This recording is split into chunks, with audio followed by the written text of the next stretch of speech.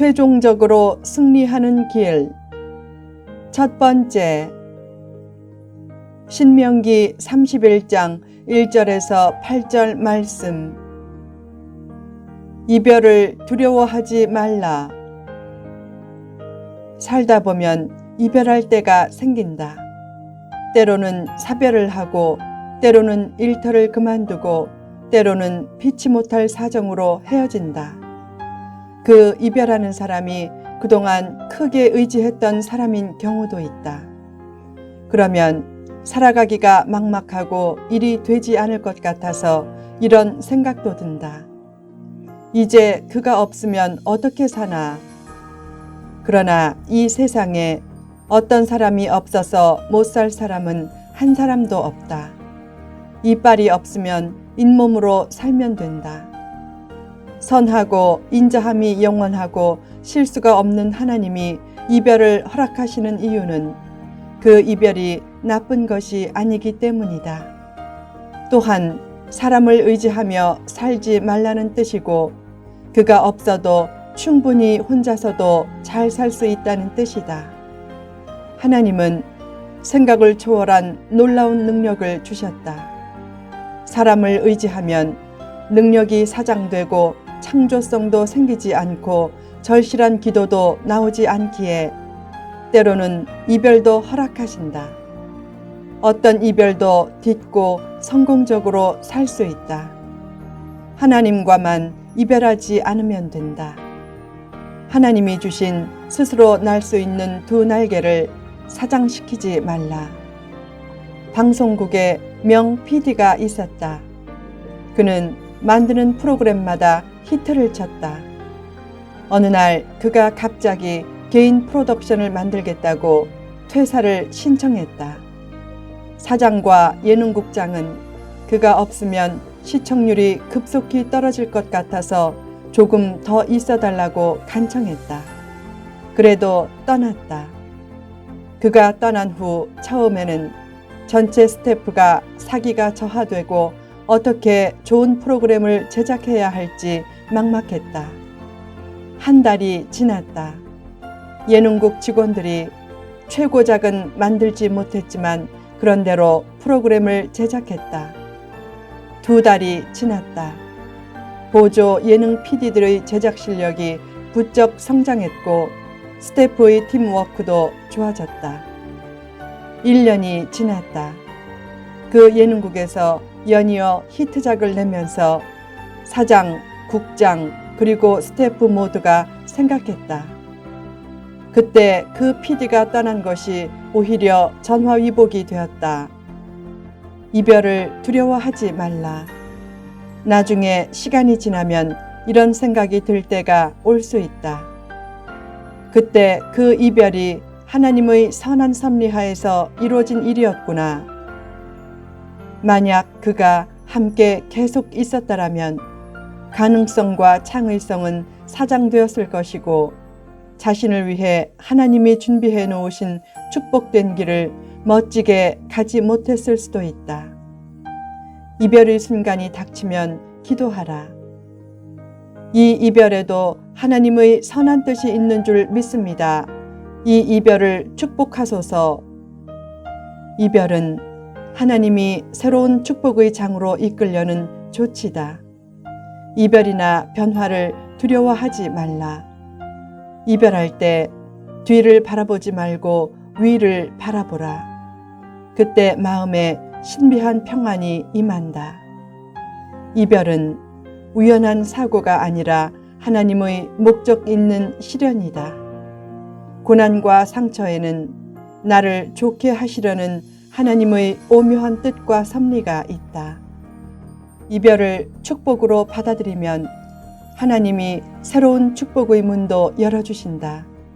그때 내 안의 잠재성이 격발되고 창조성이 나타나고 하나님은 현재 여건과 상황에서 가장 적합한 새로운 동력자도 보내주신다.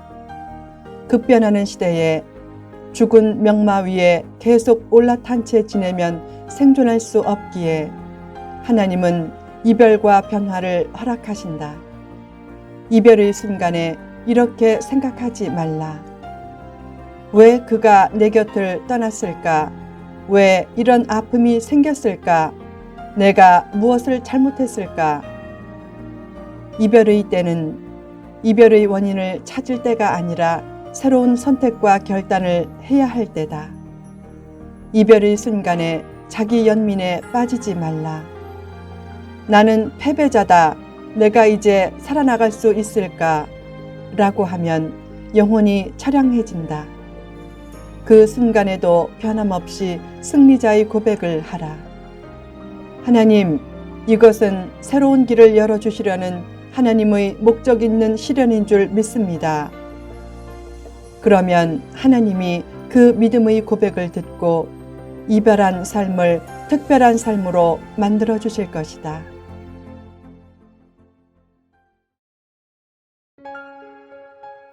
최종적으로 승리하는 길. 낙관주의가 반드시 좋은 것만은 아니다. 죄를 짓고 엉망으로 살면서 미래를 낙관하는 낙관주의는 헛된 낙관주의다. 그러나 모든 것을 하나님의 시각으로 보는 거룩한 낙관주의자는 되라. 거룩한 낙관주의자가 되어 최종적으로 승리하려면 무엇이 필요한가? 1. 힘써 준비하라. 모세는 노쇠해지면서 새로운 리더인 여호수아를 준비시켰다. 성공하는 사람은 대개 준비하는 사람이다. 미래를 준비하고 땀을 준비하라. 왜 인간 사회에 갈등과 문제가 생기는가? 땀을 적게 흘리면서 단기간에 많은 것을 얻으려고 하기 때문이다. 땀을 찾아야 행복도 찾아온다. 땀이 없이 노는 것은 좋은 것이 아니라 힘든 것이다. 오래 놀아본 사람은 노는 것이 힘들고 고통스러움을 안다. 땀이 없이 노는 것만 좋아하면 진짜 오래도록 노는 수가 있다. 잠은 소중한 것이지만 잠이 너무 많으면 안 된다.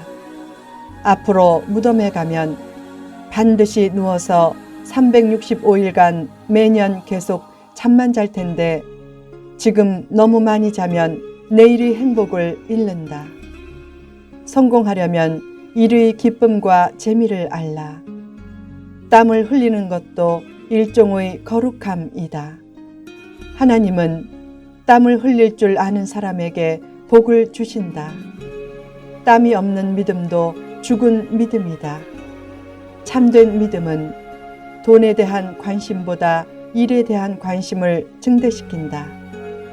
돈복에 관심을 가지기 전에 일복에 관심을 가지라. 일복이 터지면 행복도 따라오고 돈과 명예는 덤으로 주어진다. 미국의 험프리 대통령의 아버지는 그가 어렸을 때 늘 이런 말을 해주었다. 아들아, 너는 침대를 멀리하며 살아라. 그래야 내일을 소유할 수 있단다. 내일을 준비하면 내일이 겁나지 않는다. 지금 내 모습이 많이 연약하고 부족해도 위축될 필요가 없다. 계속 준비하면 하나님이 언젠가는 쓰신다. 어떤 사람은 기도한다. 하나님, 제게 새로운 기회를 주소서. 그런 기도는 불필요하다. 하나님은 늘 새로운 기회를 주시기 때문이다. 중요한 것은 그 기회를 맞이할 준비가 되어 있느냐 하는 것이다. 기회가 빨리 오기만 바라지 말라. 기회가 빨리 왔지만 놓치면 아쉬움만 커지고 낙심하고 절망할 수 있다. 준비되지 않았는데 기회가 오면 그 기회를 내 것으로 만들 수 없다. 중요한 것은 찾아온 기회를 놓치지 않도록 준비하는 것이다. 2. 용기를 내라. 모세는 어떤 대적도 이길 수 있다고 하면서 마음을 강하게 하고 담대히 하라는 말씀을 강조했다. 문제 때문에 너무 낙심하지 말라. 문제가 없는 사람은 없다.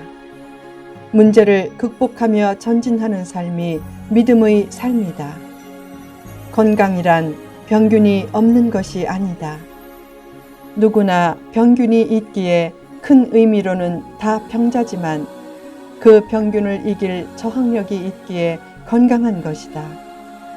믿음 생활에서도 영적 저항력이 있어야 사탄을 물리칠 수 있다. 어느 날 한 점쟁이가 한 처녀에게 점을 쳐주며 말했다. 살이 꼈는데?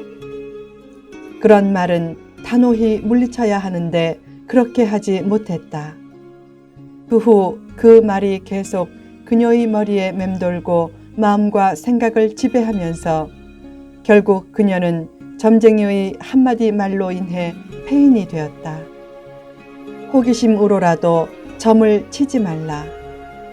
사실상 점은 칠 필요조차 없다.